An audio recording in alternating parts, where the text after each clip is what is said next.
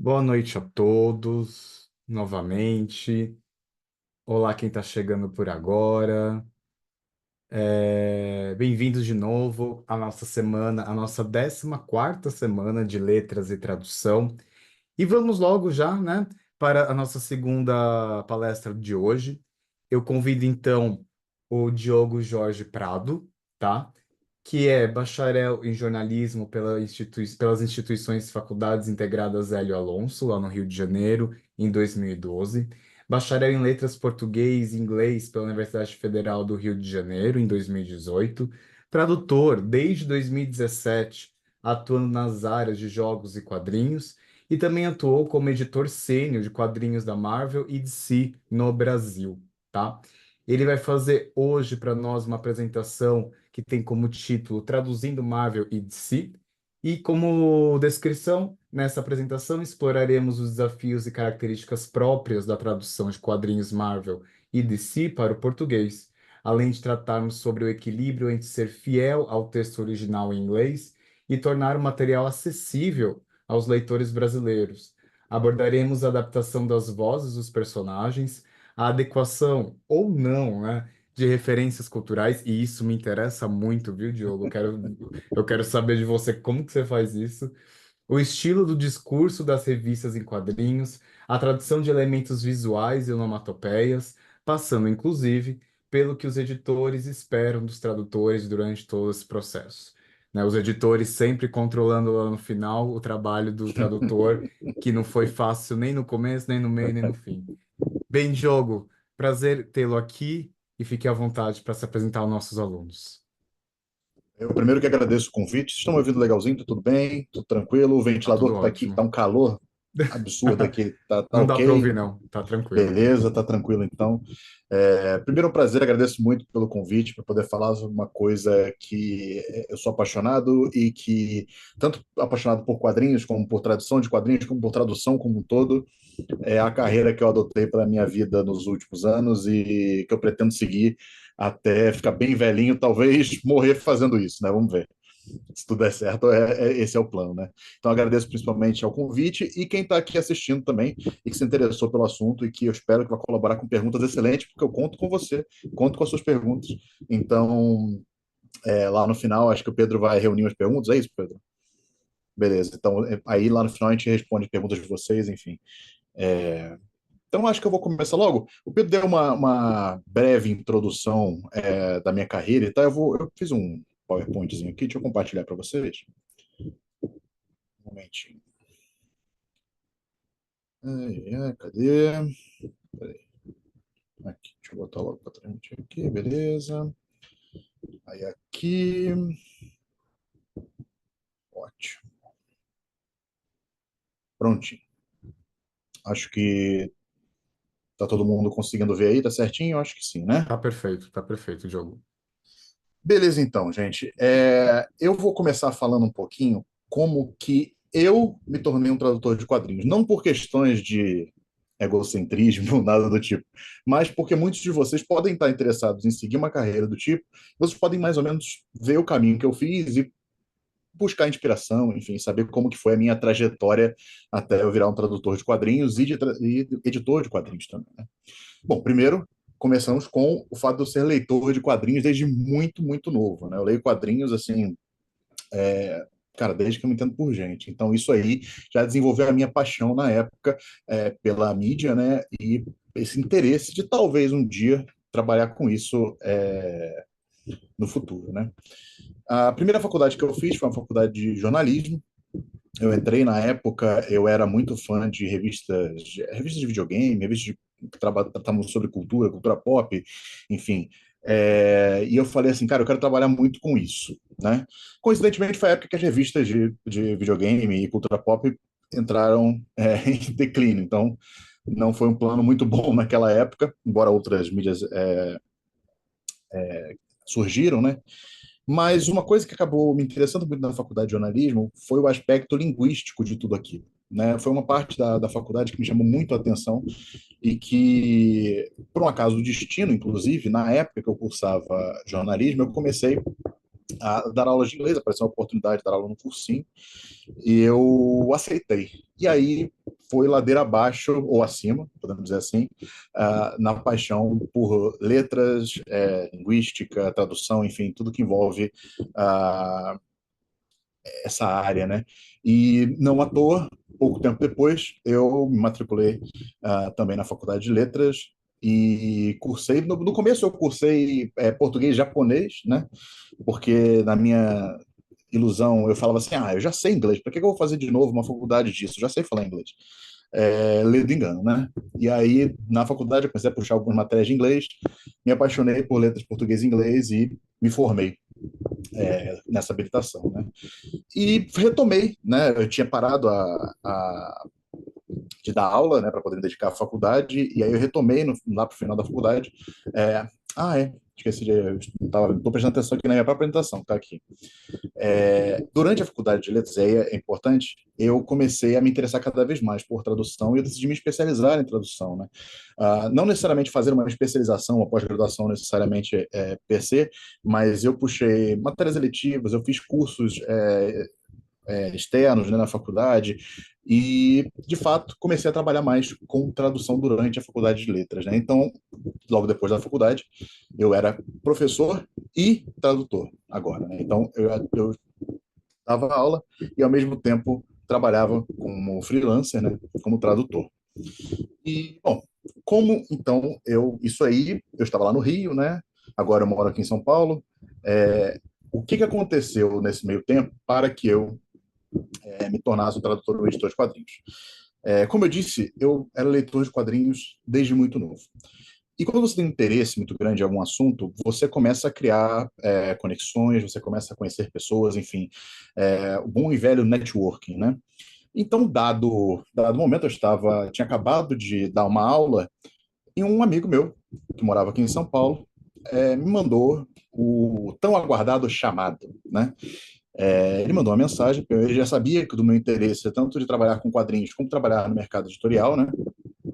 E ele falou, cara, abriu uma vaga aqui na editora e a gente está querendo saber se você está interessado, né? Eu te conheço, eu sei que você é um cara legal, trabalha bem e tal. E aí eu, obviamente, na hora aceitei. A questão de...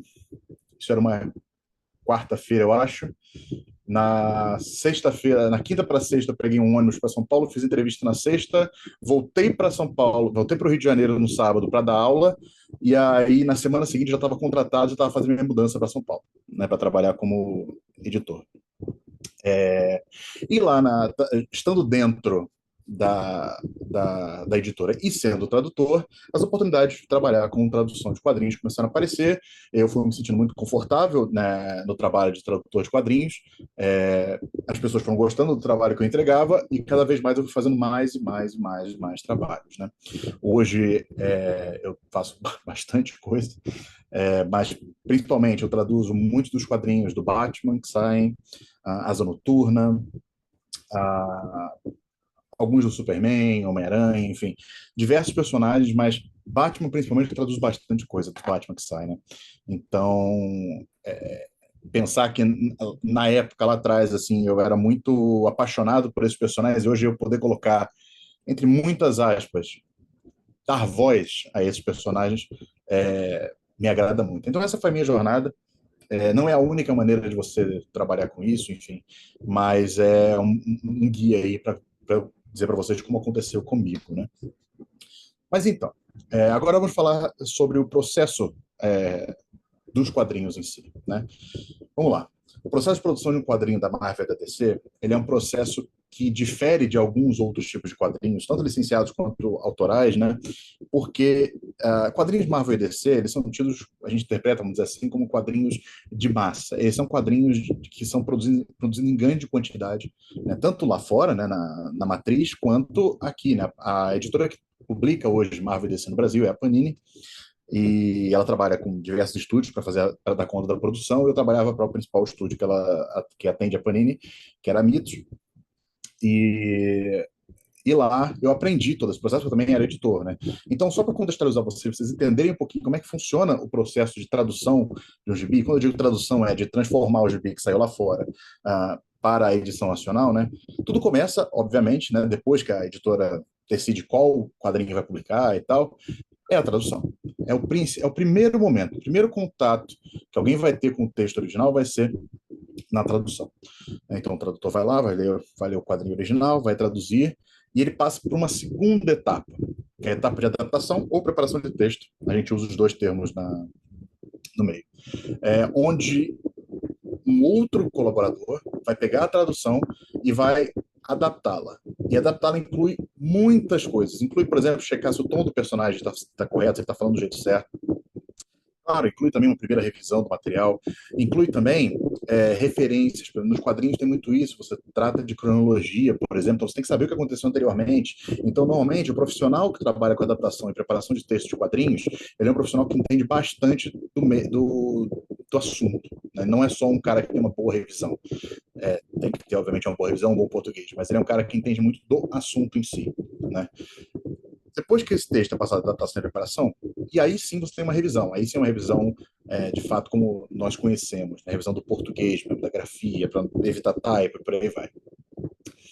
Quando tudo está revisado bonitinho, o texto vai para o profissional de letras, que vai, como o nome já diz, colocar as letras nos balões. Então ele vai pegar lá o texto em português, tirar o texto em inglês e colocar o texto em português nos balões. E aí sim, aí esse material vai passar pelo processo editorial per se, né? O editor vai ler esse material, às vezes assistentes leem também, enfim, vai ter mais mudanças, o editor vai cuidar da parte gráfica, ver se está tudo certinho e tal, etc. E aí depois tem a parte, de fato, que vai para a gráfica, ele vai ser impresso, e aí vai ser distribuído, e por aí vai. Então, essa é bastante resumido todo o processo que um quadrinho passa em Marvel e DC, eu quero deixar isso bem claro, passa quando ele está sendo produzido, né? E uma coisa que eu quero ressaltar para vocês aqui, que é bastante interessante, que diverge bastante de outras mídias, vamos dizer assim, é que disse muito que a tradução de quadrinhos é uma coisa colaborativa. Por que eu digo isso e por que muita gente diz isso também e concorda comigo nesse quesito? Porque quando o tradutor entrega o material, ele vai ser lido e mexido por muita gente ainda. O adaptador vai mexer no texto, o editor vai mexer no texto, talvez um outro editor faça uma segunda leitura, vai mexer no texto também. Então, todo esse conjunto de pessoas trabalhando em um único texto vai influenciar no material final. Então, o tradutor, ele é a primeira ponta, quem vai ditar o tom, quem vai ditar o texto, e os outros vão trabalhar em cima desse texto. Mas não dá para dizer, pelo menos na produção, nesse microcosmo que a gente está falando aqui, que é uma coisa única. O tradutor traduziu e ponto. Claro, ele dita o tom, mas outras pessoas vão mexer nesse texto. Né? E se, claro, tudo der certo, em harmonia com o tradutor também, né? Para tentar não desviar tanto da intenção original do tradutor, e das ideias do tradutor, enfim, das soluções do tradutor e por aí vai. Então, a tradução para quadrinhos ela já começa diferente de como a gente pensa outros tipos de tradução. Né? Ela é uma tradução que é feita muito rápido, ela é uma tradução que ela tem que ser feita com muitos profissionais envolvidos, e então ela traz os seus próprios desafios nesse processo de localização, vamos chamar assim. Eu gostaria de abordar alguns desses desafios com vocês, porque eu acho que é interessante, às vezes as pessoas não pensam muito sobre essas características específicas dos quadrinhos, e que se você é uma pessoa que está interessada em entrar nessa área, talvez, ou a uma área afim, é interessante abordar esses assuntos, né? Então, vamos lá. A primeira coisa que eu quero destacar aqui é a variedade como é que eu posso dizer? De textos que você vai ter que traduzir. Eu não sei se o meu mouse vai aparecer. Ele está aparecendo? Não, né? Não aparece para vocês aí, eu acho. Enfim. Mas aqui nessa página mais à esquerda da tela, vocês vão ver uma página de quadrinho antigo em que você tem dois tipos diferentes de, vamos chamar assim, balões, né? Você tem esse daqui, pensa naquele do cantinho superior esquerdo, tem um balão ali que o que nós chamamos de recordatório, que são balões que eles não são balões de fala, são normalmente do narrador, às vezes algum pensamento, enfim. E tem, claro, os balões de fala tradicional de cada personagem, né? Você tem outros tipos de balões, como por exemplo aqui no caso do Superman, aqui, você tem balões de pensamento que você está fazendo o que está se passando na cabeça do personagem. aqui nessa parte de baixo ali do garotinho, é, só para representar realmente um balão de fala. E aqui do lado, não sei se vocês vão conseguir ver no canto inferior direito aqui, onde tem o peixinho, repara que entre os dois balões, entre os dois tipos de balão, tem aqui um texto voando no meio deles. Isso é um outro tipo de texto que você também tem que trabalhar. Aqui, às vezes, é um comentário em cima de um pensamento, é uma coisa meio. Faz parte vamos chamar assim, literacidade dos quadrinhos, né? Você se acostumar com esse tipo de narrativa.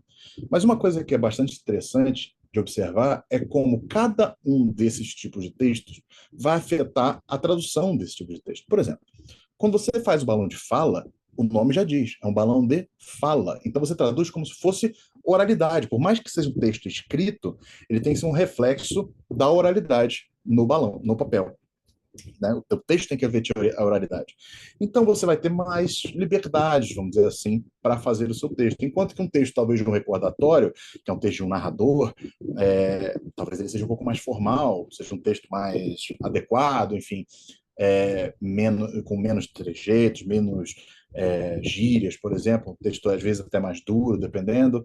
Quando é um balão de pensamento, você também você fala com você mesmo diferente de como você fala para os outros. Então, assim, tudo isso é levado em conta quando você está traduzindo. Claro, se a pessoa está acostumada a traduzir para quadrinhos, ela já tem isso no sangue, basicamente. Ela vai traduzindo e vai trocando essas vozes, vamos dizer assim, conforme ele vai fazendo a tradução.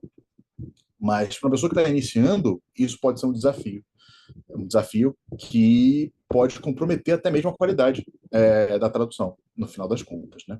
Mas esse não é o único desafio das traduções para quadrinhos, né? Então temos aqui, em primeiro momento, as diferentes vozes, os diferentes tipos de texto que você traduz nos quadrinhos. Mas, como o Pedro bem destacou ali também, uma outra coisa que é interessante a gente trabalhar esse tema é que os personagens dos quadrinhos, especialmente quadrinhos Marvel e DC, em sua grande maioria, habitam e vivem, principalmente na Marvel, porque a Marvel ela habita mais o mundo real, a DC ainda tem uma outra cidade fictícia, vamos dizer assim, mas tudo lá nos Estados Unidos, em grande maioria. Então, às vezes, como eu te falei, é um texto muito da oralidade, é um texto muito. Como os quadrinhos saem o tempo todo mês tem um quadrinho novo, uma edição nova do Batman, por exemplo, às vezes eles comentam atualidades, fazem referência a lugares que existem no mundo real, né? Nessas duas imagens, eu trouxe para ilustrar essa questão, a questão da adaptação. Quando você traduz um quadrinho, que é o seguinte: o Batman, como é de conhecimento comum, ele é um personagem que mora em Gotham City, né, a cidade que o Batman protege. E na primeira imagem, à esquerda, você tem Gotham City. Porém, na imagem da direita, o Batman está em São Paulo, certo? Se parar para pensar, em algum momento, talvez algum tradutor já pensou assim: caramba, talvez a gente possa adaptar, né? Trazer o Batman para São Paulo, já que Gotham City é uma cidade fictícia, dá para trazer. Mas aí é que a gente fica a questão: quando adaptar ou não o material? Antigamente, era bastante comum, como se diz? Era uma mania, não, era comum da época adaptar quase que tudo. Então, referências, lugares em que as histórias se passavam, enfim. Era bem comum você adaptar tudo para a realidade brasileira. Você adaptava a cidade, você adaptava lugares, você adaptava personagens. Se um personagem citava um outro personagem de televisão, por exemplo, você trazia para fazer uma referência a um personagem de televisão do Brasil, por exemplo. Isso era muito comum, mas conforme o tempo foi passando, o gosto do leitor de quadrinhos foi mudando também, especialmente do leitor de quadrinhos Marvel e DC. E com a questão da internet, você podendo checar o material original, enfim, muitos leitores já leram o material original antes de ler o material traduzido, sabe? Cada vez mais comum hoje em dia. Então, o leitor meio que já sabe que o Homem-Aranha atua em Nova York. Então, não tem por que o Homem-Aranha estar fazendo uma referência a um personagem de televisão brasileiro. Então, assim, o Batman atua em Gotham City, que fica nos Estados Unidos. Por que o Batman está indo comer num restaurante famoso do Brasil, por exemplo, não num restaurante famoso de uma cidade dos Estados Unidos, e por aí vai, sabe? Então, assim, hoje adapta-se muito menos esse tipo de referência cultural. Muitas vezes se faz uso de notas para poder indicar alguma referência que talvez o público brasileiro não pegue, porque é muito específica, enfim. Agora, o que ainda se adapta bastante, muitas vezes, são piadas que não envolvem referências, quedas às vezes que envolvem a própria língua, isso também é adaptado. O que mais se adapta hoje em dia também? Basicamente isso sim, alguns trocadilhos, é, claro, obviamente, a gente tem as expressões idiomáticas, né, do inglês, se você traduz literalmente, fica uma coisa esquisita e não entrega. Então, assim, não é como se o texto hoje tivesse que ser duro, não é isso que eu estou falando. Estou falando que as referências culturais acabam sendo menos adaptadas hoje do que já foram em outra época. Mas o texto dos quadrinhos ainda é um texto muito fluido, é um texto muito como se estivesse vendo um filme, sabe? Você consegue transpor isso aí para a vida real, vamos dizer assim, com bastante facilidade, né? Então, na própria mídia isso foi mudando também, e nos gostos do leitor isso foi mudando também. Então, isso é uma coisa que a gente se preocupa bastante na hora de traduzir o material, que é, além de fazer um texto fluido, adaptar o que tem que ser adaptado e não adaptar aquilo que não precisa ou que o leitor não espera que seja adaptado, porque não é mais uma exigência dos tempos modernos, vamos dizer assim, né? Mas uma outra coisa que é bastante interessante da gente pensar, que também é trabalho do tradutor de quadrinhos, são os aspectos visuais. Mas assim, pô, mas o tradutor vai traduzir o aspecto visual? Calma. Repara nessas três imagens que eu coloquei, são todas de um mesmo quadrinista, um quadrinista que eu gosto muito, chamado Daniel Warren Johnson. E ele é um cara que tem um trabalho muito grande com onomatopeias. Ele usa as onomatopeias para fazer parte da narrativa dele.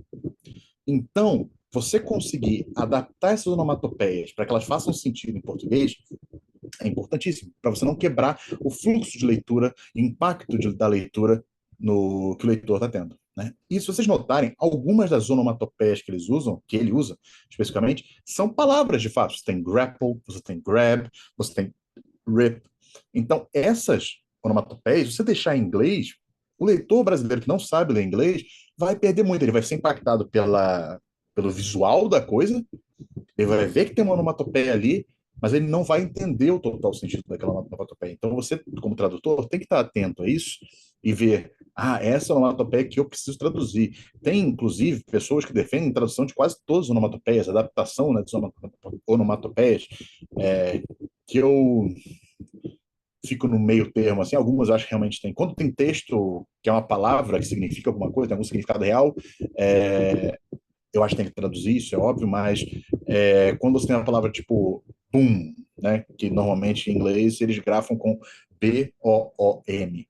Algumas pessoas defendem que você tem que traduzir para boom, com B-U-M, né? Outras já acham que são já uma intervenção até um pouco exagerada, não precisa, enfim. Aí vai de cada tradutor, cada editor, cada um vai ter uma pegada quanto a isso. Mas é importante notar que o tradutor ele não traduz só o que está dentro dos balões. Não é só isso que ele faz, ele traduz também outros elementos, às vezes gráficos, que acontecem nas histórias. Aqui eu não separei nenhum exemplo para vocês, mas é muito interessante que às vezes você tem a arte forma um texto. A arte do gibi inteiro forma um texto. E aí o tradutor tem que estar atento a isso também e traduzir. Então o tradutor não pode ficar só olhando balão a balão a balão. Por quê? Porque o quadrinho ele é uma mídia única, no sentido de que ele une texto, imagem e cria uma terceira coisa com base nisso. Então, um está sempre ligado ao outro. Sempre, sempre, sempre. Na narrativa, você entender um quadrinho, não adianta só você. Claro, tem quadrinhos que não tem texto, por exemplo, não tem texto escrito, né? Mas ele tem um roteiro, tem uma ligação, lógico. Mas se tem texto e imagem, eles funcionam juntos. Não dá, a não ser que o autor faça de propósito, ele vai criar os artifícios para fazer você entender aquela história sem um ou sem o outro. Em tese, eles andam sempre em conjunto. Então, é uma arte que também é visual. Então, o tradutor, quando ele vai adaptar para português, quando ele vai trazer o texto para português, ele tem que estar atento a tudo. Porque, às vezes, ele muda uma referência num texto que está no balão, mas aquela referência está explícita na imagem, por exemplo. Como eu falei, é uma expressão idiomática, por exemplo. Né? Uma expressão idiomática em inglês que ela está literalmente explícita no quadrinho, na imagem, sabe? Sei lá, agora eu não vou lembrar uma expressão assim de cabeça, mas imagina uma expressão que trata de um boi e uma carroça, sei lá. E aí na imagem tem o boi e uma carroça. Se você vai adaptar essa expressão para uma expressão em português que faça mais sentido para o leitor brasileiro, você vai perder a ligação com a imagem.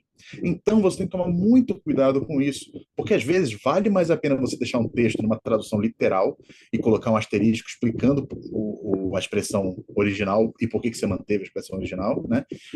Do que adaptar e perder essa ligação com a imagem, porque às vezes isso é importantíssimo para a história e para a narrativa como um todo.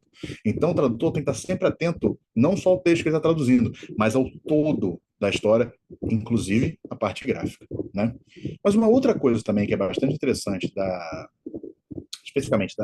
não especificamente, outros tipos de tradução também tem, mas nos quadrinhos ainda é mais, porque você trabalha, como eu disse, com cronologia.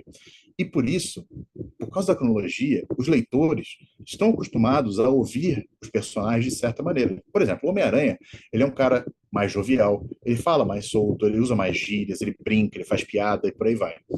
O Batman, por exemplo, não. O Batman é um cara que a gente tem uma regra interna, por exemplo, que o Batman não fala pra, ele só fala para.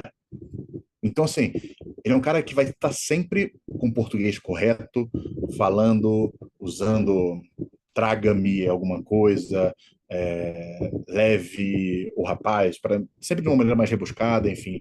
Ele é um cara. Por quê? Porque ele quer passar essa imagem de seriedade, até mesmo de. Como é que eu digo? Que ele não quer passar emoções, ele vai fazer aquele texto sempre padrão, duro, sabe?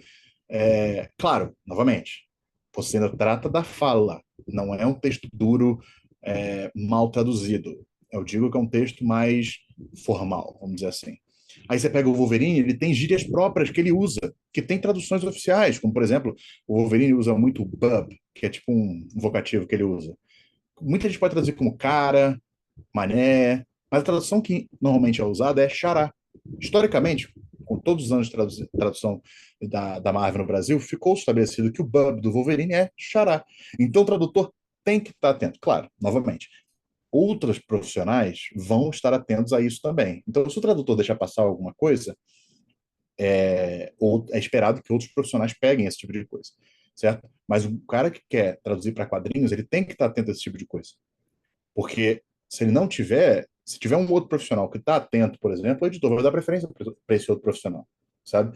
Então, todas essas coisas que eu estou falando, quanto mais vocês tiverem atenção e mais tiverem conhecimento, melhor. Você pega, por exemplo, e uma outra coisa ainda que às vezes as pessoas não se notam também. Ali na direita eu coloquei tanto o Clark Kent como o Superman, né? O Clark Kent é a identidade civil do Superman. Daria para colocar também o Bruce Wayne com o Batman, que funciona muito parecido, né? Ah, quando eu traduzo o Superman traduzido, quando está vestido de Superman e agindo como Superman, ele é uma figura quase que divina. Então, ele tem um discurso muito pomposo, um discurso muito divino, vamos dizer, dá um tom divino. Quanto que ele está com o Clark Kent, ele é um cara que veio do interior, ele fala de uma maneira mais leve, ele não se preocupa tanto, ele gagueja mais, enfim. Ele não precisa passar essa imagem de divindade, muito pelo contrário, ele quer esconder essa imagem de divindade dele. Então, o discurso dos personagens tem que ser diferente. Por mais que seja supostamente o mesmo personagem, eles vão falar de maneiras diferentes. E claro, aí você fala assim, mas isso também não é trabalho do roteirista original fazer essa distinção?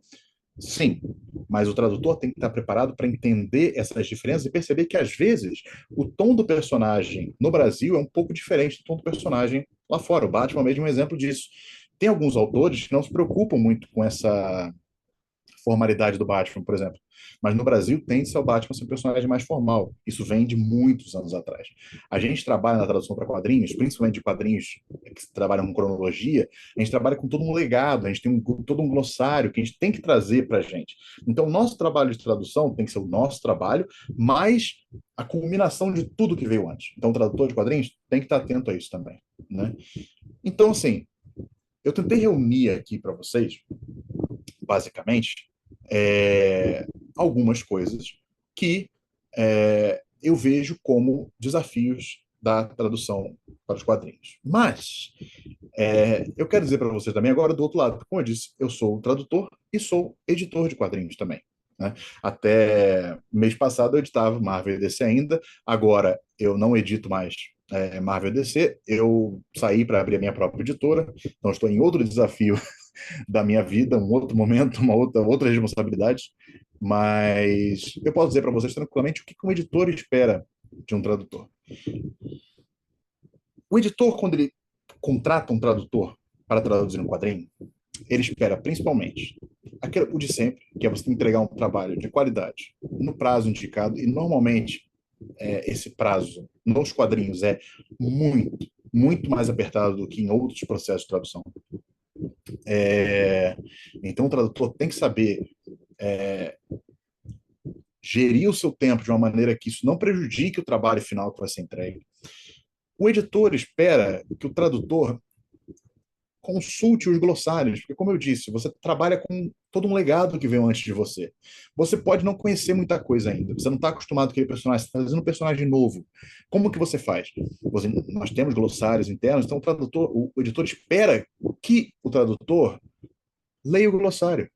Porque senão, ele que vai ter que ter o trabalho de ler. E o editor, ele não trabalha só com uma revista, ele trabalha com muitas revistas ao mesmo tempo.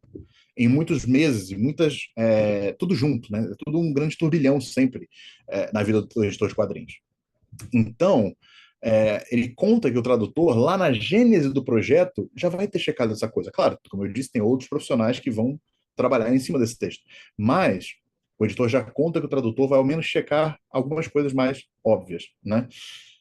Outra coisa que o editor conta bastante com o tradutor é que, caso o tradutor tome alguma decisão, como eu disse, quadrinhos trabalham com cronologia, trabalham com muitas referências, então, às vezes, o tradutor toma uma decisão que pode parecer esquisita no primeiro momento, mas ela tem uma justificativa, por exemplo, lá na frente.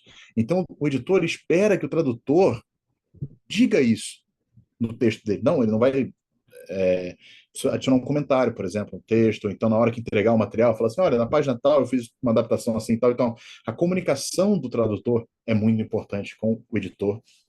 E vice-versa também, claro, quando o editor passa um feedback para o tradutor, porque cada editor é diferente, cada editor tem um estilo diferente, né? E aí, quando você está trabalhando com o editor numa série, por exemplo, e o editor fala assim, no volume um você entregou o volume 1 e falou, pô, olha só, eu vi que a voz do personagem você colocou um pouco assim e tal, tenta baixar um pouco o tom. O tradutor, o editor, ele trabalha muitas vezes como o diretor da produção. Como fosse no cinema, sabe? Então, assim, e o tradutor seria o ator, vamos dizer assim. Aí ele fala assim, pô, tenta baixar um pouco o tom do personagem, assim, tá? Ele tá muito escalafobético, deixa ele um pouquinho mais sério, o tom no original não tá assim, é mais sério. Então, o editor espera que o tradutor sempre ouça o feedback e mude a tradução dele, ou adapte, ou então questione. O tradutor, obviamente, é livre para questionar, falar, não, eu acho isso, aquilo, tal, etc. Mas o editor espera que o feedback seja ouvido e seja aplicado, principalmente quando se trata de séries, né? Que mais? Sim, claro, uma coisa que é importantíssima, como disse, a comunicação é muito importante, mas o tradutor tem que estar sempre disponível, não disponível para traduzir, mas ele tem que estar sempre disponível para dizer ao editor, por exemplo, quando ele pode ou não pegar uma tradução. É muito comum tradutor, principalmente que está começando, aceitar tudo que é trabalho. Tudo que aparecer para ele, ele aceita. Muitas vezes com prazos muito próximos um do outro. O que vai acontecer? Ele vai fazer o trabalho todo correndo. Né? E o editor percebe esse tipo de coisa. O tradutor, às vezes, eu sei porque eu sou tradutor, às vezes eu faço isso inconscientemente e percebo que não adianta nada. Você, às vezes, fala assim, não, eu vou dar um jeito, eu vou conseguir. O editor vai perceber. Se você trabalha com ele há muito tempo, ele sabe como é que é o seu texto, ele vai ver que esse texto você não entregou legal, sabe? Então, a comunicação com o seu editor é muito importante. Tá? Tenham isso em cabeça. Você não pode fazer um trabalho, fala que não pode fazer. Não é isso que vai fazer o seu editor parar de passar trabalho para você. Claro, se você nunca está disponível para ele, talvez procure outra pessoa. Mas isso é muito importante. Então, a comunicação é muito importante. Basicamente, se eu tivesse que resumir tudo que o editor espera do colaborador, do tradutor, isso vale para o tradutor, vale para o adaptador, enfim, é que o texto chegue para ele o mais redondo possível. Para que o editor possa ler, fazer alguns ajustes que forem necessários e conseguir tocar o projeto. Como eu disse, a produção de quadrinhos do Marvel DC é muito agitada, muito agitada. São muitos materiais, cada editor cuida de muita coisa. Então, quanto mais o editor confiar, é isso. O editor quer poder confiar no tradutor. Sabe que ele é um tradutor atento, sabe que é um tradutor que entrega no prazo. Então, por isso, eu quero trabalhar com esse editor, com esse tradutor. Então, basicamente é isso que eu gostaria de passar aqui para vocês aqui nessa apresentação. Bastante rápido, bastante geral, até porque não dá para a gente entrar em tantas minúcias assim. Mas agora eu quero ouvir um pouco de vocês. Eu quero primeiro agradecer quem está ouvindo até agora. E eu quero ouvir de vocês aí quais são as dúvidas que vocês podem ter, quais são as questões que eu apresentei aqui, alguma outra questão que vocês querem saber. Enfim, agora aí acho que a gente pode ir para as perguntas, Pedro. Eu preciso sair aqui ou vocês estão me vendo? Não sei. Não, a gente consegue te ver sim. Deixa eu só abrir Ah, a minha beleza. câmera aqui. Olha, Joe, eu fui reunindo aqui algumas perguntas dos alunos. Espero Beleza. que eles se sintam ouvidos. Primeiro, eu só queria dar uma revisada no que você falou, que eu achei muito importante. Sim. Que primeiro falar sobre o processo mesmo da tradução, né? Que é um processo que a gente acha que é só traduzir e acabou, não, mas faz parte todo de um processo com vários profissionais, são várias equipes, né? É um sistema inteiro Sim. que tá sendo utilizado. Então tem o tradutor, que ele vai receber esse original, fazer a adaptação, vai fazer a preparação, depois passa por uma revisão, depois passa por um profissional de letras, passa para o editor, passa para a gráfica. Então é um trabalho não de duas mãos, mas, sei lá, quatro, seis, oito, dez, que umas 14, 20 mãos Ah, é muita. diferentes. Não chega a 20 mãos, mas pelo menos assim, o tradutor, o adaptador, o revisor. Embora o revisor ele altere pouco do trabalho, ele é mais realmente uma revisão técnica para ver se o português está certinho e tal, etc. Sim. Ele interfere menos no texto. Mas quem interfere no texto, ao menos, é o tradutor, o adaptador e o editor. Então, no mínimo, três pessoas vão realmente mexer ativamente no texto. Então, pelo Sim. menos é isso. Quando tem mais de um editor que trabalha, às vezes dois editores revisam o mesmo material, eles alteram também, enfim. Mas no mínimo três pessoas. E são três pessoas que se comunicam, muitas vezes. Às vezes Uhum. não dá tempo, infelizmente. Mas, idealmente, são pessoas que se comunicam. Então, quando um adaptador está fazendo uma adaptação do texto, ele muitas vezes vai checar com o tradutor por que ele tomou certa decisão. Se você confia no trabalho do seu tradutor, você vai falar, cara, ele tomou uma decisão aqui que me parece estranha, mas pode ser que faça sentido, vou consultar o tradutor. Sim. Então, é importante o tradutor estar ciente disso, que é um trabalho que não é tipo, entreguei minha tradução está pronta. Não, não é. Porque mesmo que você termine o gibi publicado, pode ser que o seu editor tenha um feedback que você precisa melhorar para a edição do volume 2. Entendeu? Entendi. Então, assim, é realmente um trabalho de múltiplos profissionais, vamos dizer assim. Né? E é Por isso que todos interessante, são, inclusive, creditados nos quadrinhos. Né? sim. Nos quadrinhos, normalmente, principalmente da Marvel e da DC, você tem crédito de tradução, adaptação e do editor, justamente por isso. Porque cada um influencia no texto, no final das contas.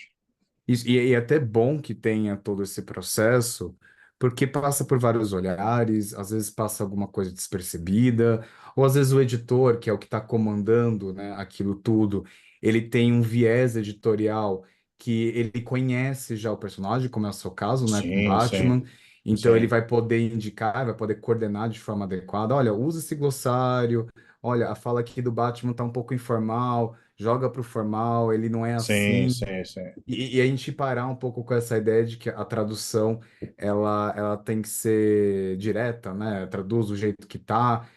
A gente sempre tem que ver que a gente tem que manter o mais fiel ao original, porque até o público pede por isso, né? Sim. Acredito eu que o público da Marvel de si, eles têm um acesso aos originais e eles esperam que as traduções Cada sejam vez mais. mais, né? Cada vez mais. Antigamente era menos. Você via, por exemplo, os exemplos que muita gente usa assim de traduções, de adaptações de quadrinhos, né? Eles eram mais comuns antigamente, justamente porque as pessoas não tinham tanto acesso ao material original. Sim. Hoje é muito fácil, com a internet é muito fácil você ver. Não vou dizer a maioria dos leitores, mas grande parte dos leitores hoje já leu o material antes. Ele está lendo Uhum. pela segunda vez quando ele lê a sua tradução. Então ele já espera alguma coisa. Então você tem que trabalhar com essa expectativa do leitor também. Né? Uma coisa que eu não falei, mas que é interessante também, é do batismo de nomes, por exemplo. Como é que você Uhum. batiza um nome? Sabe? Porque a gente, nos quadrinhos, pelo menos, isso tem mudado bastante nos videogames, e eu acho isso preocupante, na verdade, porque, por exemplo, você pega o jogo do Homem-Aranha, por exemplo, que tem no PlayStation, e no computador também no PC, né? Muito Os nomes legal. estão todos em inglês. Muito bom, os nomes estão todos em inglês. Inclusive na dublagem, é esquisitíssimo. Inclusive, você ouviu o jogo dublado com eles falando os nomes dos personagens em inglês. É, Mas nos quadrinhos não, nos quadrinhos já traduz tudo. No cinema, felizmente, quem toma decisão no cinema também está mantendo tudo traduzido, sabe? Eu lembro até hoje um colega editor meu lá, ele ficou todo feliz quando ele foi no cinema ver o primeiro Guardiões da Galáxia, né? E apareceu gigantesco na tela, assim, aquele planeta que eles falam que é o Nowhere. E é o planeta que em português ficou Lugar Nenhum. É o nome só, Lugar Nenhum. E quem batizou foi ele. Então, para ele disse que quase chorou quando viu na tela do cinema o planeta que ele batizou lá com o nome que ele batizou, sabe? Então, assim, você tem que tomar muito cuidado com isso, porque às vezes o nome que você vai batizar um personagem, às vezes você está falando de, por exemplo, quando ele deu esse nome, ele não esperava que esse planeta fosse virar algo de ultra relevância para os Guardiões da Galáxia, que era um grupo irrelevante de heróis, quase, vamos dizer assim, né? Se tem algum fã do Guardiões da Galáxia aí, perdão, mas nos quadrinhos antes do cinema, eles eram um público muito, eles eram muito nichados, né? Depois que o cinema veio, que transformou o grupo no mainstream, vamos dizer assim, então, assim, é aquele negócio, né? Você tem que tomar muito cuidado, porque às vezes uma coisa que você faz desleixado de qualquer maneira, no caso foi um bom nome, beleza, mas podia ser um nome. Tem um personagem, cara. Não vou lembrar o nome dele em inglês agora, mas tem um outro exemplo bom disso, enfim.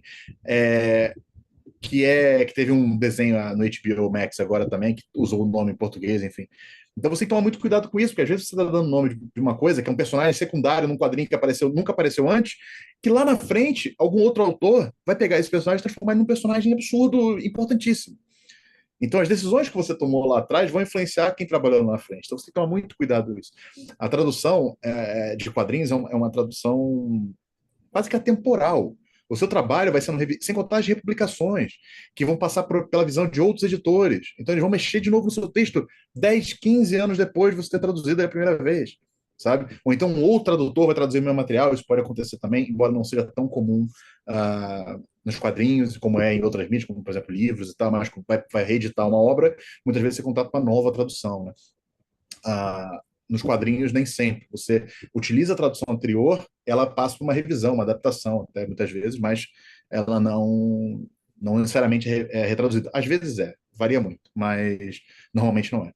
Então é muito interessante essa questão, né, essa peculiaridade da tradução e de manter o nome original também. Em que momento você tem o nome no personagem, você mantém ele na DC, por exemplo, o nome das cidades, elas são mantidas em inglês, por exemplo.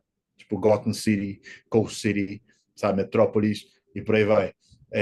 Na Marvel, não. Na Marvel, como eles trabalham com as cidades normalmente que existem, você tem grafias dessas cidades em claro, algumas a gente adapta. Nova York a gente usa grafia Nova York com Y, né?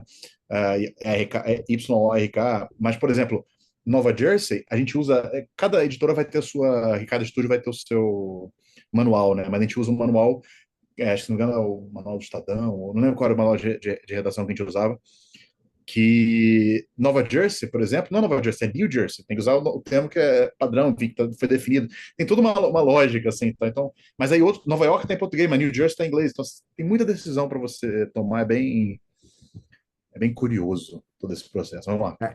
E você falando, me lembrou muito uma palestra que eu fui da Lia Wyler, né, que fez a tradução do Harry Potter. Sim, E uma pergunta que fizeram para ela foi como que o pessoal estava todo encantado por ela, porque ela era uma tradutora de primeira, né? sim, E falando, mas como que você teve essa criatividade de fazer a tradução dos termos do Harry Potter desse sei, sei. jeito, né? Como que virou Lufa-Lufa? Como que virou.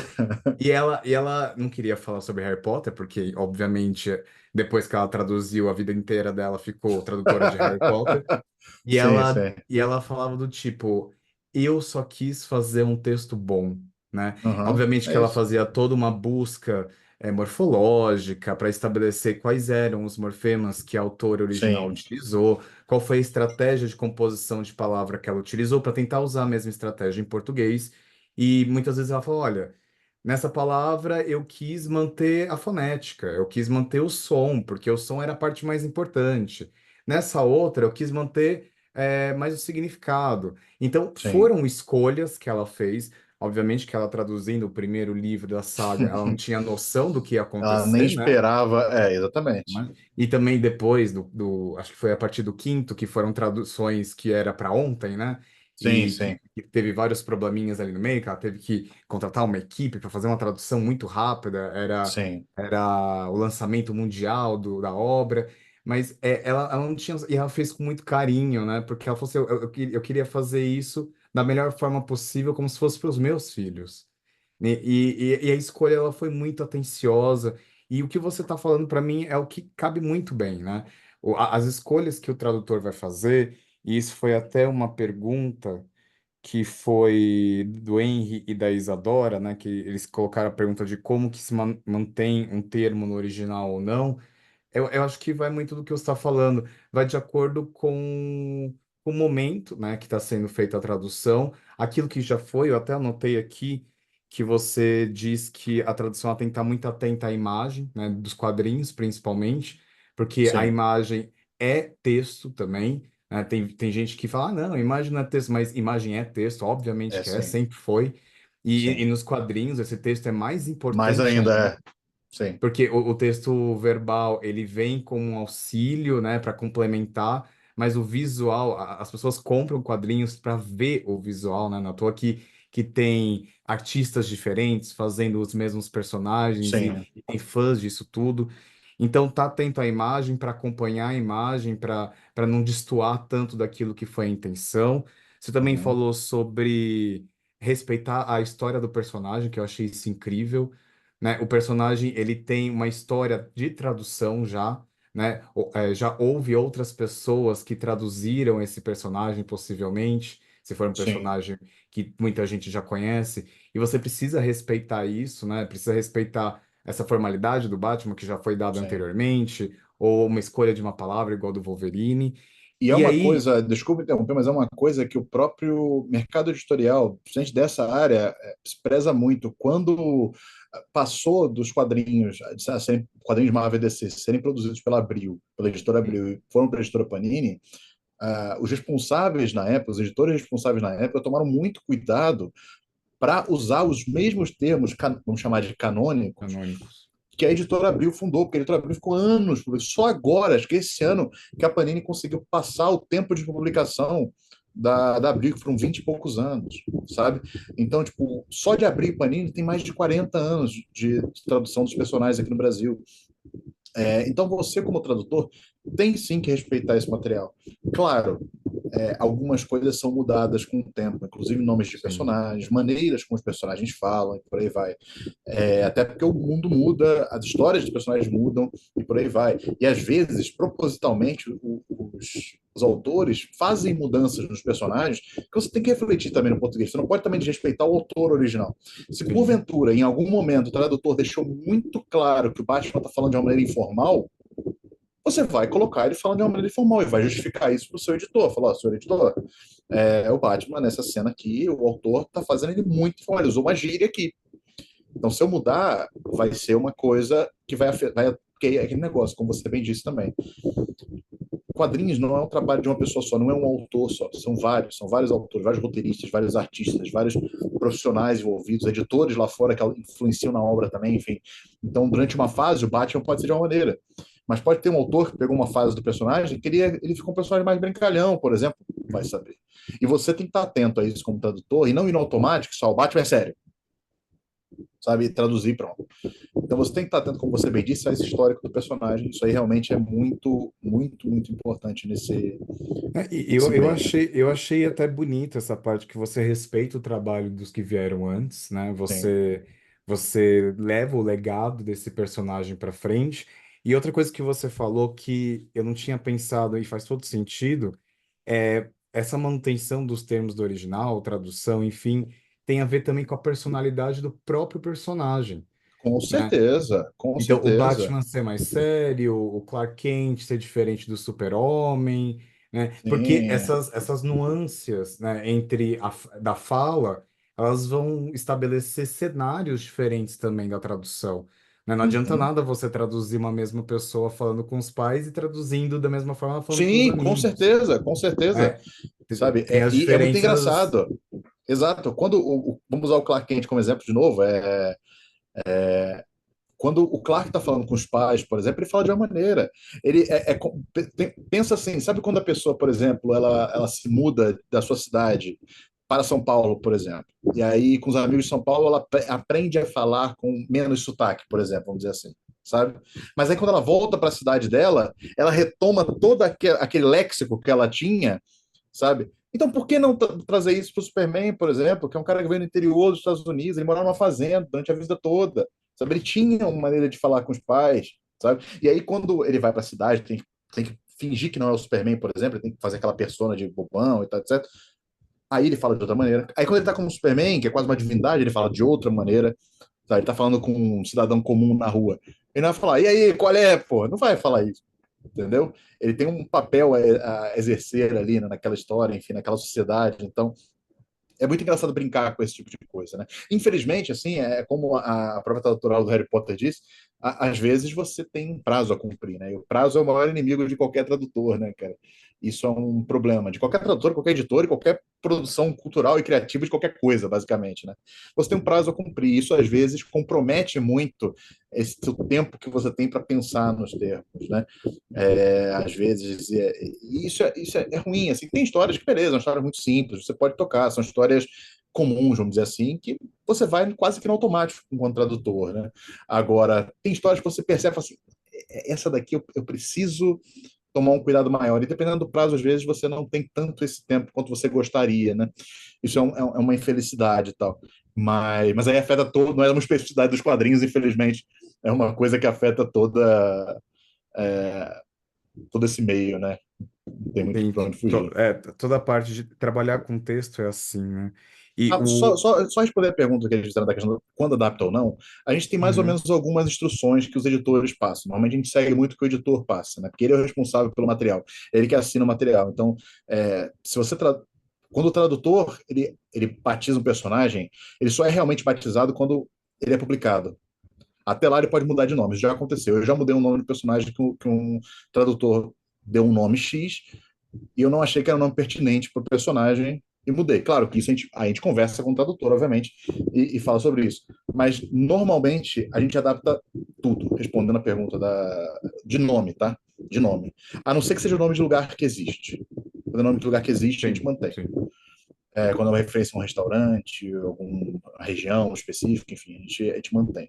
Mas, no geral, a gente adapta. Uma coisa que é legal também de notar é que muitas vezes você vê, como é uma arte gráfica também, às vezes você vê texto, por exemplo, você está na rua e aí tem um letreiro falando barbearia, por exemplo.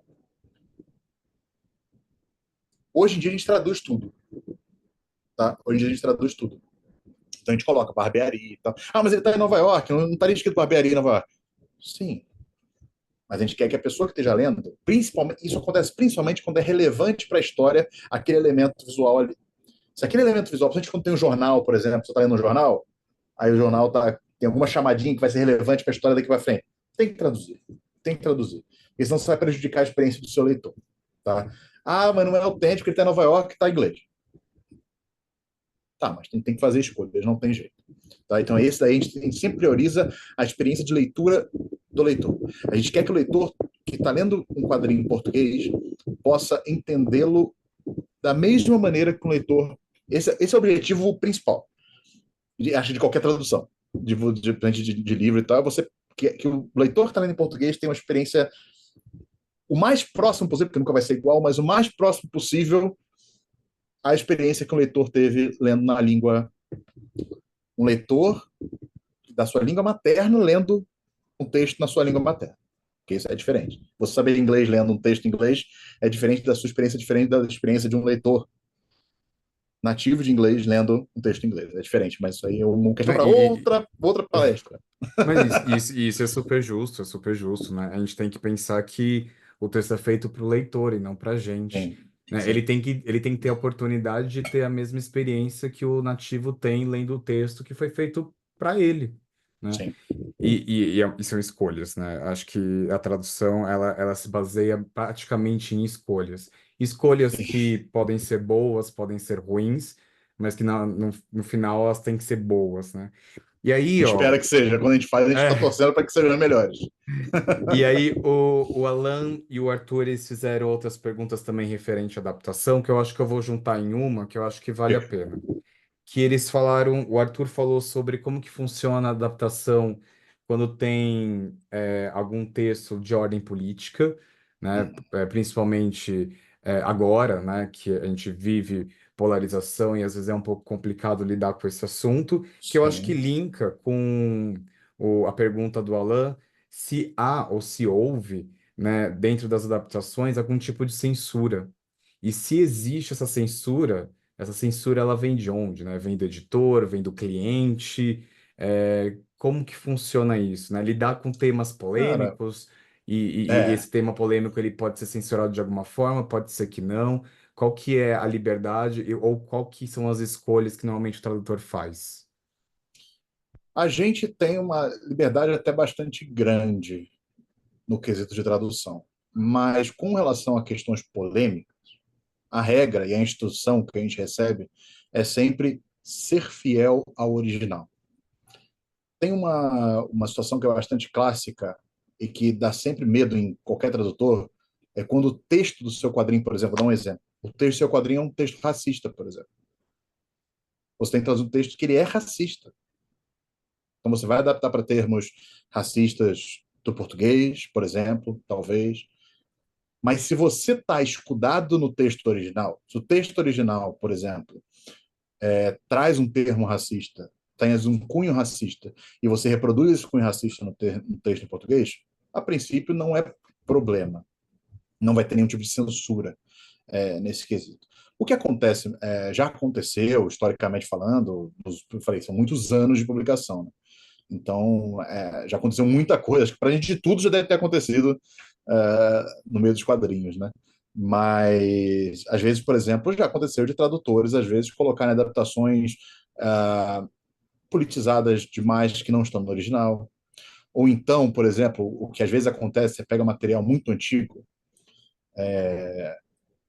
cara, traduções um pouco sexistas, homofóbicas, isso acontece, tá?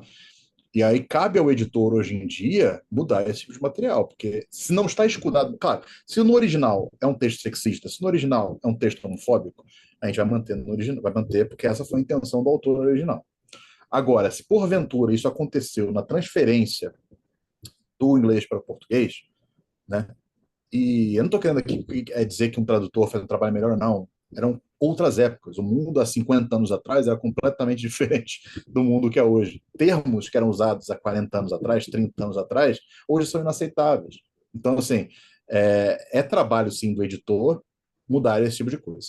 Então, assim, se há algum tipo de censura, vamos dizer assim, é mais nesse quesito. Quando o editor hoje lê algum material, seja ele novo ou antigo, e ele identifica que o que foi feito pelo tradutor, ou pela equipe, não vou dizer pelo tradutor só, né, pela toda a equipe que trabalhou no gibi anteriormente, não está refletido no material original. Aí o editor tende a agir contra isso. Mas fora essa questão, assim, não tem muita censura, não. Assim, a censura, se tiver, é na produção do quadrinho, não é aqui. Se está lá alguma coisa polêmica, a gente vai trazer essa coisa polêmica para o Brasil também.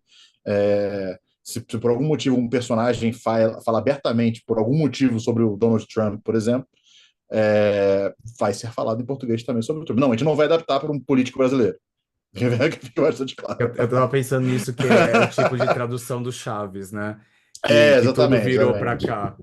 Que Não, a gente não vai é adaptar para o político engraçado brasileiro. pra época, mas hoje em dia não faz sentido, porque o personagem ele Exato, não exato, frequenta aqui.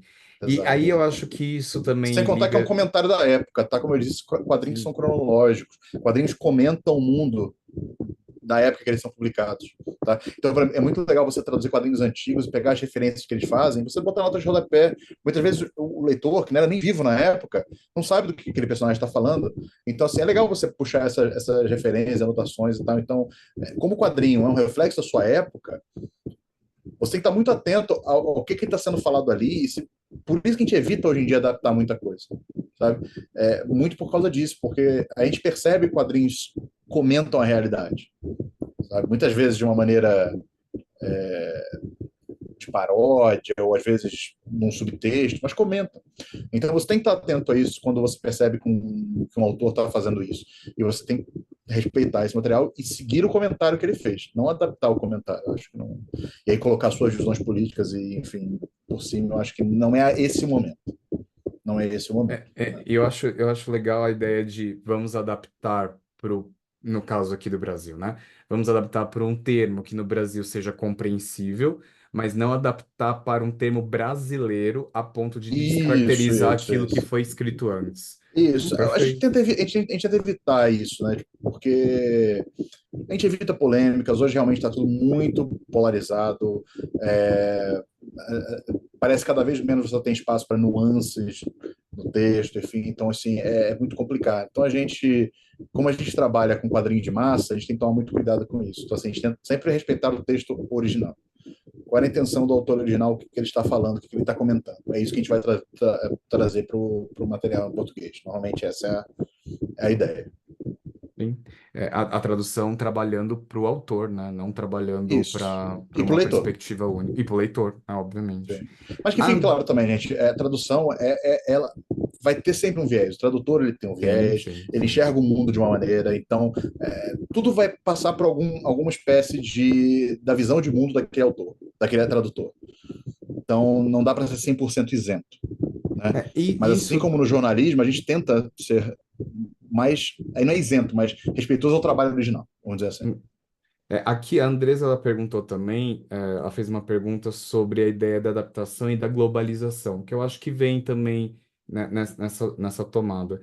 Porque uma vez que a gente tem uma globalização muito maior hoje, né, o texto é publicado em inglês e já vem para o Brasil, as pessoas já leram, já têm contato, já até sabem o que vão esperar numa possível tradução. Como que o tradutor, e aí eu pergunto para você diretamente, como editor, você Sim. enxerga isso? Existe espaço para vocês trabalharem no texto, uma vez que esse texto já foi globalizado, esse texto já é conhecido? Ou vocês acham que a globalização ela faz com que essa adaptação ela se feche um pouquinho e fique restrita mesmo só e somente ao texto? Em sentido de mudar o texto original, é isso? Essa é a É, a, ideia? a, a ideia de você poder não criar, porque é como você disse, a ideia não é criar Sim. coisas novas, é adaptar de uma Sim, forma sim. honesta. Mas a globalização do tipo, usa-se muito um termo em inglês e o público aqui espera o mesmo termo porque é Ah, assim que tá, usa na tá, tá. internet, por exemplo. Tá, entendi, entendi. Depende. Por exemplo, se você está no ramo da tecnologia, por exemplo, eles usam realmente muito termo em inglês. Então, se você tá. Se tem um cara, por exemplo, que você está traduzindo um personagem que ele é da área, por exemplo, né? Ele é um personagem, sei lá, que trabalha com TI, por exemplo. E aí ele vai usar certos jargões que estão em inglês. A gente, se você traduzir para o português, gera mais ruído do que você deixar o termo em inglês. Só que eu acho que a gente, como eu falei, nos quadrinhos a gente tem muita liberdade para traduzir realmente o que dá para traduzir para português, a gente traduz, né? Infelizmente, como eu disse, em outras mídias não tá sendo tanto assim. Eu já traduzi bastante videogame, por exemplo. Hoje eu não traduzo mais. Mas no videogame realmente há uma noção maior de globalização dos termos, então nomes, lugares, nome de equipamentos, armas, golpes e tal, fica no original. Eu tenho para mim que isso é como é que eu digo? Um impulso para traduções mais mecanizadas, vamos dizer assim, entendeu? Que facilita, você mantém, você perde as nuances, vamos dizer assim, você só traduz o que está entre, vamos dizer que facilita a tradução por máquinas, vamos dizer assim. Eu acho que isso é completamente arbitrário, tá? Da minha cabeça.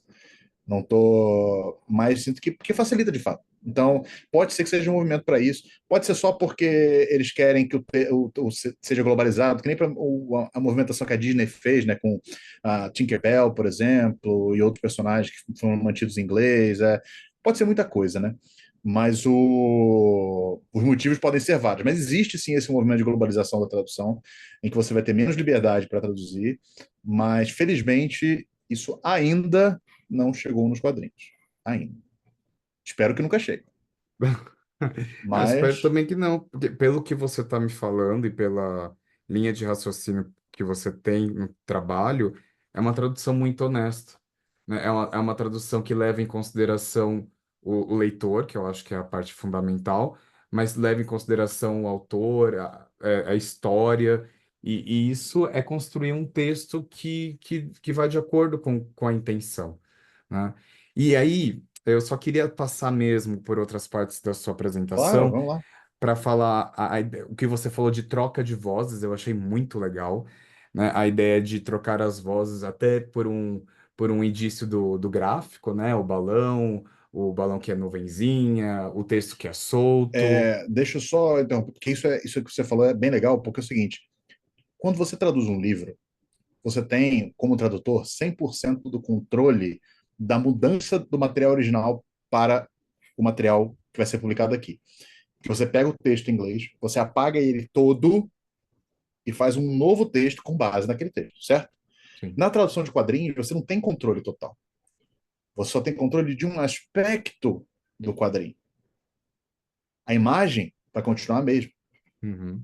Muitas vezes o posicionamento dos balões continua o mesmo, dependendo se eles são chumbados. Quando a gente diz chumbado, é que eles estão na arte, eles não são um elemento gráfico que pode ser deletado ou não, por exemplo. Então, o artista desenhou na arte, por exemplo. Então, muitas vezes, o posicionamento do balão mesmo. Então, se, por exemplo, você tem um quadrinho que é metalinguístico, que o cara fala, esse balão aqui está à esquerda, você tem que manter aquele elemento, você não pode tirar da sua cabeça e falar, não, direita é muito melhor botar aqui direita em português, porque normalmente quando a gente coloca alguma coisa, dá uma justificativa aleatória, não pode, porque o quadrinho está lá, aquela imagem está lá, então você não tem controle total sobre o material, sobre a versão do material que vai ser nova. Então, assim, é mais um desafio. Você não tem controle, você não tem controle total, você tem que estar sempre atento à imagem, como você bem disse também. Só um comentário. É, não, e faz todo sentido aqui. Você falou também que são os vários tipos de textos diferentes, né? E se a gente Isso. pensar, por exemplo, nesse balão que é chumbado, tem também até a própria duração do texto, né? Sim, O tamanho nossa, do mas texto. nossa, sim, sim, sim. Que Quando isso você me traduz lembra, material antigo, fala aí, fala aí. né? Que isso me lembrou uma palestra que a gente teve no primeiro semestre, de dublagem também, né? Que tem a ver também com a abertura e o acompanhamento da boca do Sim, ator. eu traduzi para dublagem uma época, e é muito legal porque eu falei com outro colega meu que também é tradutor para dublagem, ele traduz mais para dublagem, né? Só que ele traduziu alguns materiais para mim, que eu precisava de um tradutor, e eu chamei ele para traduzir. E foi muito legal a gente trocando ideia, como muitas vezes tradução para dublagem, tradução de quadrinhos, elas têm elementos que são intercambiáveis, como essa questão. Enquanto a dublagem tem o tempo da boca da pessoa que está falando, né, o tempo da fala, o quadrinho tem o tamanho do balão. Claro, hoje em Exato. dia, como eu te falei, hoje em dia muitos balões como é que eu São digo, são, móveis, né? Você são pode tirar. editáveis, né? Então fica um pouco mais fácil. Agora a gente está mais no easy mode, vamos dizer assim, está mais no easy mode. Mas quando você traduz material antigo, por exemplo, você está preso naquele formato. Então, se você começa a inventar demais, já era, cara. Você vai atrapalhar o trabalho do seu letrista, que está fazendo o trabalho dele. Entendeu? Então, assim, você tem que estar atento com isso. Foi uma excelente observação sua mesmo. Boa ligação. E agora, só para fechar mesmo, porque o nosso tempo já está correndo muito, acho que eu estou fazendo muitas perguntas, Não, tá ótimo, cara. Eu queria é pergunta mesmo, é isso aí. É melhor. a ideia do que você colocou como o tradutor, o que um editor precisa para um tradutor de verdade, né? Para um profissional da tradução. Sim, Que ele respeite os prazos, e esses prazos são normalmente muito apertados, que ele infelizmente. entregue um trabalho de qualidade, né, dado o prazo que ele fez, mas a qualidade honesta também, que ele saiba se O, é, comunicar, o que eu editor acho que foi sabe que você quando ele falou deu mais. um prazo ruim, tá? O editor sabe. Se eu dei um prazo ruim para você, eu não vou esperar uma tradução surreal da sua parte. Se você entregar, cara, eu vou ficar muito feliz. Mas a gente não é tão malvado. Tem essa ideia do editor ser muito malvado, né? Eu entendo, muitos são, mas não é todo mundo. A gente sabe Tem da consciência, situação que a né? gente coloca, a gente tem consciência da situação que a gente coloca em cima do tradutor. Então, quando eu digo respeitar os prazos, é bem importante isso, mas claro, mantendo um mínimo de qualidade, para você entregar qualquer coisa também Sim. com a justificativa de que seu prazo. Se você É, não consegue entregar no prazo, não entregue. isso, Não até faça. porque se você acha que não pode entregar no prazo com uma Não qualidade faça. aceitável, é Não preferível faça. que não faça. A ideia de usar glossários já existentes, então a ideia de ser flexível, né? sim. e não querer fazer tudo do zero, e sim respeitar o que já foi feito, respeitar Lida com aquela ideia que a gente orientações. estava discutindo do legado que você tem que Isso. trazer para sua tradução, né? Também tá ser flexível às críticas do editor, que ele vai É, poder pedir alterações dessa sua tradução, porque tem sim, uma coisinha ou outra que pode ser melhorada, uma coisinha ou outra que não era para ter sido assim, e tá tudo bem. E o que eu achei mais importante, que eu acho que vai não só para um bom tradutor, mas como a gente tem aqui também o pessoal de letras português e letras inglês, que são professores, é a comunicação, né? Você disse que o tradutor ele tem que declarar suas decisões de forma muito clara ao editor, né? Então, eu sim, tomei essa decisão porque aqui na página 2, porque na página 10 isso vai ser retomado e é melhor dessa forma. exato. E está sempre disponível para trabalhos. Claro, mas Assim, disponível de forma também honesta na parte de, olha, estou disponível, que eu tenho um tempo adequado para isso. E eu acho que isso é válido para qualquer trabalhador com texto, né?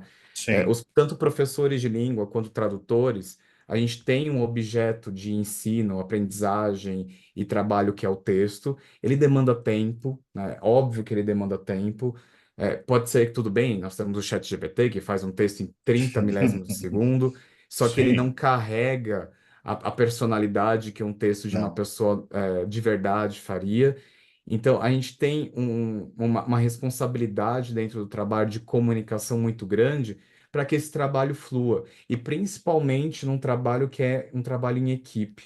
Né? É muito comum alguns tantos alunos meus do curso de tradução escolher a tradução porque é um trabalho sozinho, né? Você fica na sua ah, não é não. mesa, com seus dicionários, com seus livros, com seu Tem uma parte computador. muito sozinha, né? Mas não Tem, é tudo. é um trabalho que muitas vezes é solitário. Mas se ele É, fosse solitário por excelência, você não falaria com ninguém. Então, você depende de outra pessoa, você depende depois do revisor, depois do editor que vai enviar o trabalho de volta, pedir outra coisa, vai sim, te dar um novo trabalho.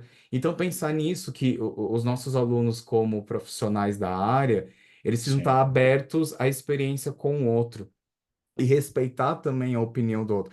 E principalmente, né, a ideia de abrir a flexibilidade para alguém que é mais experiente, né? Aprender sempre com essa pessoa, né? Perceber quais são alguns jeitos ali daquela empresa de tradução ou dentro daquela editora, o modus operandi, né, de cada um tem. E isso faz muito sentido, né? Por mais que o tradutor vai trabalhar por demanda, né?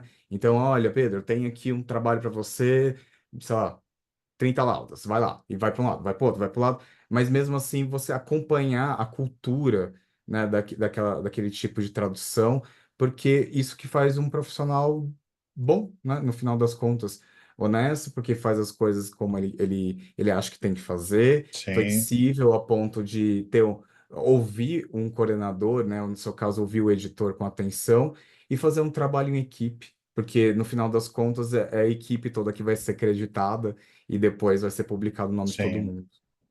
Só um adendo, só para deixar bastante claro, não é que o editor, o tradutor tem que ouvir, por exemplo, calado o que o editor falar, por exemplo. Não é isso. O tradutor, como é um trabalho colaborativo, é uma via de mão dupla. O tradutor pode sim defender o seu lado, defender a sua decisão, enfim, não precisa aceitar simplesmente. Claro que no final das contas, vamos dizer assim, o dono, entre muitas aspas, da publicação é o editor.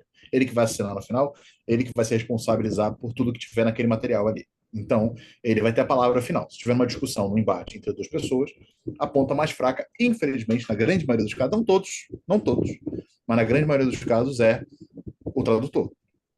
Então, porque o editor que assina e assume a responsabilidade. Então, por exemplo, se o tradutor escolher um termo racista X e o editor mudou para o Y, pode ter tido um motivo, porque se der algum problema nessa tradução, quem vai assumir é o editor.